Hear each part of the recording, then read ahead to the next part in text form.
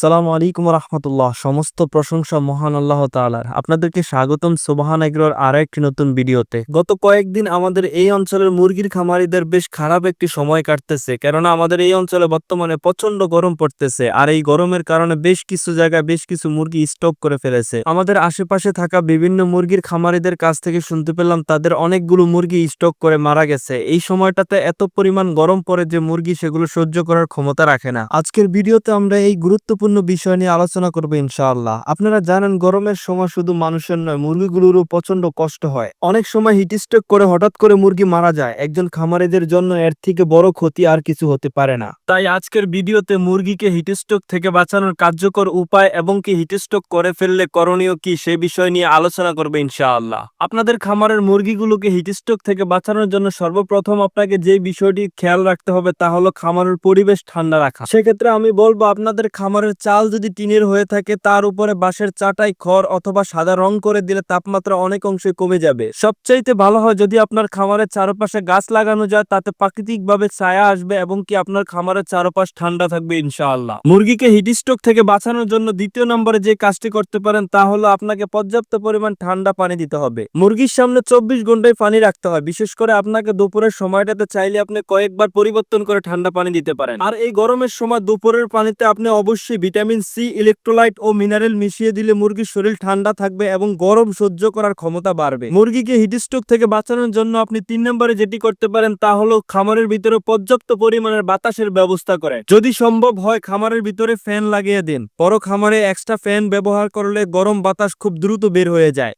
মনে রাখবেন, বাতাস ছাড়া গরম কমানো সম্ভব নয়। 4 নম্বরে আপনি যদি মাচার উপরে মুরগির শেড তৈরি করে থাকেন তাহলে এই গরমের সময় আপনি চাইলে মুরগিকে পানি স্প্রে করে দিতে পারেন। আর যদি আপনার মুরগিগুলো লিটারের উপরে থাকে তাহলে স্প্রে মেশিন দিয়ে পুরো খামারে পানি ছিটিয়ে দেন, এতে করে ভিতরে তাপমাত্রা নিয়ন্ত্রণ হয়ে যাবে ইনশাআল্লাহ। 5 নম্বরে যে কাজটি করবেন সেটা অত্যন্ত গুরুত্বপূর্ণ। অনেক খামারই আছে বেশি লাভের আশা ছোট জায়গায় অনেক বেশি মুরগি লালন পালন করে। এতে করে অল্প জায়গায় বেশি মুরগি হওয়ার কারণে মুরগি খুব দ্রুত গরমে হাঁসফাঁস করতে শুরু করে। তাই আপনাকে সঠিক নিয়মে প্রতি বর্গ ফিটে একটি মুরগি অথবা তার চাইতে বেশি ভালো হয় আপনি যদি 1000 বর্গ ফিটে 800 মুরগি পালন করেন, সেটা আপনার জন্য সবচাইতে বেশি নিরাপদ হবে। সর্বশেষ আপনাকে একজন খামারি হিসেবে মুরগির হিটস্ট্রোকের লক্ষণগুলো সম্পর্কে জানতে হবে। সাধারণত আমরা প্রায় সময় মুরগির হিটস্ট্রোকের লক্ষণ হিসেবে যেগুলো দেখতে পাই তা হলো মুরগি অতিরিক্ত পরিমাণে হাঁপাতে শুরু করে এবং কি দোনো ডানা দুই দিকে ছেড়ে দেয়।